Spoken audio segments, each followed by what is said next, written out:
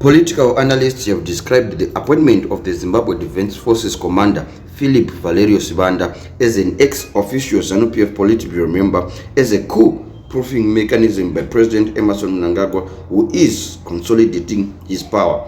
Mnangagwa announced the post at the just-ended Zanu-PF annual conference held in Gweru. The move has been widely criticized due to its disregard of the country's constitution, which prohibits serving members of the security sector from involvement in partisan politics. Sibanda has been serving as ZDF commander since 2017. In an interview with this publication, political analyst Eldred Masunungure said the formalization of his membership in the ruling party Politburo is problematic. This marks an inflection point in post-independent civil-military relations in making commander of defense forces an unequivocally partisan head of the National Defense Forces.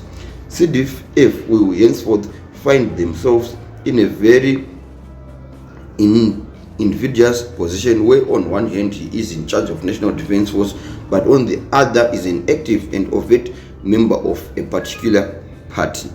As many have observed, this is also possibly in flagrant violation of the national supreme law, Masunungure said. He added that the development was perfectly consistent with the Beijing model of civil-military relations, where the military is an integral part of the party. It could be that the president sees this model as an effective coup-proofing mechanism that has worked well in China and is expected to work equally effectively in Zimbabwe. Masunungure further highlighted that the appointment could also highlight Mnangagwa's keenness to resolve the succession issue that led to the 2017 Operation Restore Legacy.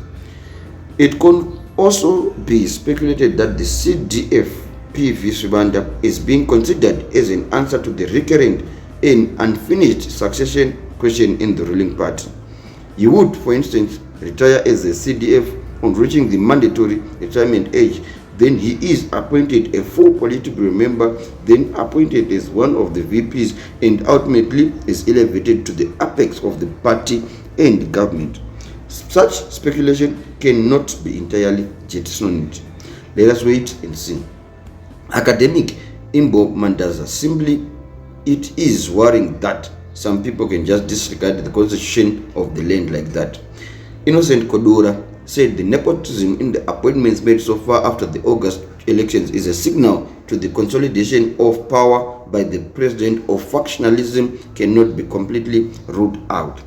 The appointment leaves a lot to be desired, and it seems to be paving the way for the CDF chief to deputize Chiwenga in the event President Mnangagwa decides not to change the constitution to continue as the leader of the nation. The Zimbabwe constitution currently allows for only 2 5-year terms. He added, it is complicated that an army general gets closer to a president.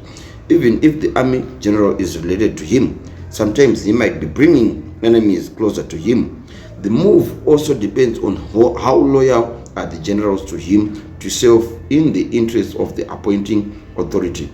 Sibanda might be coming in to replace VP Kembo Mohadi, who has not been well for some time now. The analyst went further. Everything wants to power consolidation.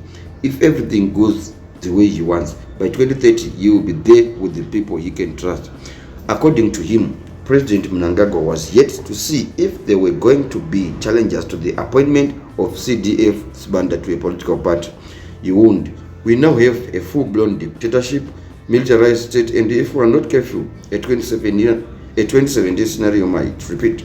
There are no boundaries anymore between the state, the military, and Zanu-PF. The third party is that the country has a docile population and opposition parties. The situation is precarious. Zimbabwe is now a de facto one-party state. This is shown by the iron rule being used by the government on its citizens.